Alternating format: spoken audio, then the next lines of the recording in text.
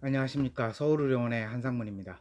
아, 오늘은 이제부터는 소매절제술과 위우회술이 가장 많이 시행되고 있죠.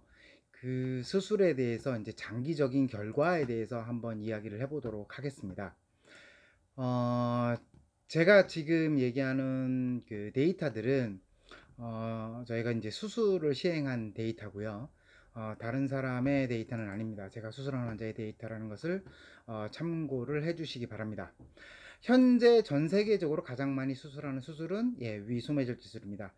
과거 10년 전까지만 해도 위우회 수술이 전 세계에서 한 60%를 차지하고 밴드 수술이 한 30%, 소매절제 수술이 한 10% 내외였었는데 현재는 위우회 수술이 이제 점차적으로 떨어져서 한 20에서 30%, 그 다음에 소매절제 수술이 한 60%에서 70% 정도를 차지하고 있습니다. 물론 각각 그 나라의 사정에서 조금 다르긴 합니다.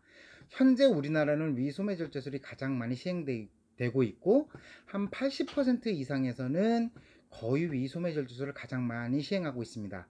제가 시행한 위소매절제술의 데이터는 다음에 또 이야기를 해드리도록 하겠습니다. 위우회 수술이 60%에서 이제 떨어지긴 했지만 그래도 20, 30%에서 전 세계로 시행이 되고 있고 우리나라에서는 한 10에서 20%이 정도로 시행이 되고 있습니다. 이렇게 떨어지는 이유는 이제 소매줄제술하고 우회술이 비슷한 결과를 가지지만 그래도 위우회 수술이 밴드 수술보다 더 떨어지지 않는 이유는 한 가지입니다. 그 한 가지 포인트는 뭐냐면 바로 당뇨병에 대한 문제입니다.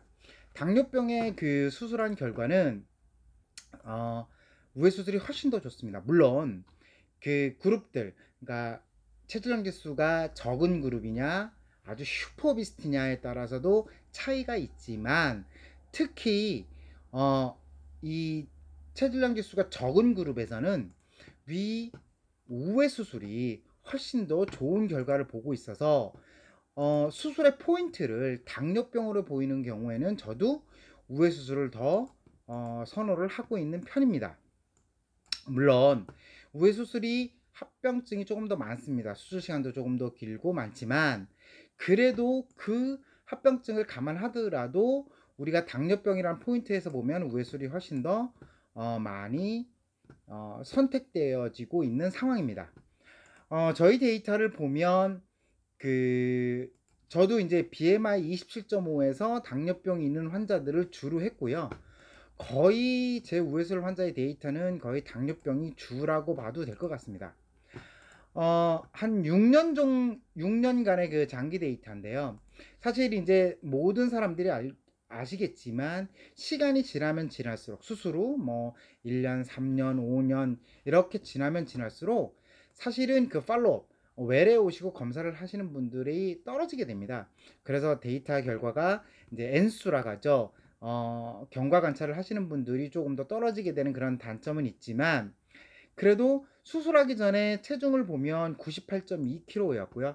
우리나라 사람들의 평균 키는 한 164에서 165 정도 됩니다. 그렇고요.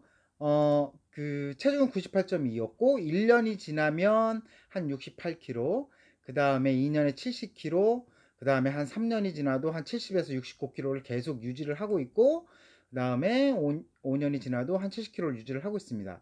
즉 다시 말해서 체중은 한 30kg 정도를 빠지고 나서 꾸준히 유지를 하고 있다는 거죠. 사실은 체중이 빠진다는 게 해서 몇 킬로가 빠진다 이건 그렇게 중요하진 않습니다. 왜냐하면 결국은 체질량 지수라는 걸 봐야 되고 또 하나는 총 체중 감소율을 봐야 됩니다. 총 체중 감소율이라는 것은 물론 이게 150kg가 수술을 하게 되면 체중은 50kg, 60kg가 빠지지만 총 체중 감소율은 그렇게 많이 빠지지 않습니다. 그래서 총 체중, 내가 처음 체중에서 얼마나 빠졌냐, 그래서 지금 얼마냐, 이 체중 감소율을 보여야 되는데, 보통은 대개 다 25에서 30% 정도를 보이는 것이 전 세계 데이터의 공통적인 특징입니다. 제 환자들의 데이터를 봐도 1년에 보면 29.6%, 즉 100kg라고 가정을 했을 경우에는 환자는 한 70kg가 됐다는 소리고요. 3년 후에도 한 27kg, 27.3%, 즉 100kg라고 가정을 했을 경우에는 한 환자의 체중이 72kg 정도 3년 후에 이렇게 유지가 된다는 것을 알 수 있습니다.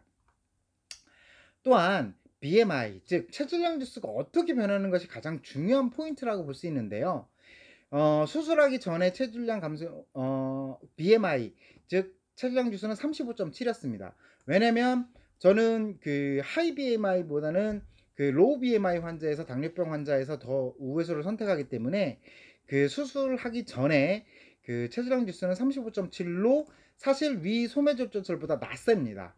그거를 좀 감안해야 되고요. 그 다음에 1년 후에는 24, 그 다음에 3년 후에는 BMI가 25, 그 다음에 6년 후에 25, 24.9 이 정도였거든요. 그래서 이런 데이터를 보면 위 우회 수술이 일정하게 체중이 3년, 5년, 수술 후 3년, 5년이 지나서도 계속 유지가 된다는 걸 알 수 있었죠. 물론 위 우회술도 체중이 증가하는 환자가 있고요. 대개는 이제 퍼센트로 보면 대개 10년 기준으로 했을 경우에 한 20%에서 25% 내외로 보고가 많이 되고 있습니다. 서양의 데이터를 보면 아마 제 데이터에도 그렇게 될 것입니다. 제가 수술했던 환자, 그러니까 우회 수술을 하고 나중에 다시 우회 수술을 하고 이제 조금 변형돼 가지고 위 그 커진 부분을 잘라주고 이런 수술을 한 사람들을 봐도 우회 수술을 하고서 한 10년이 돼서 다시 이제 원래 체중으로 되는 경우가 있었습니다. 그런 환자들을 볼 수 있었고요. 그렇기 때문에 무조건 이 수술을 하면 100%뭐 어떻게 된다, 무조건 100%뭐 성공한다, 이 세상에서 그런 것은 없습니다. 그렇게 이해를 해줬으면 좋겠고요.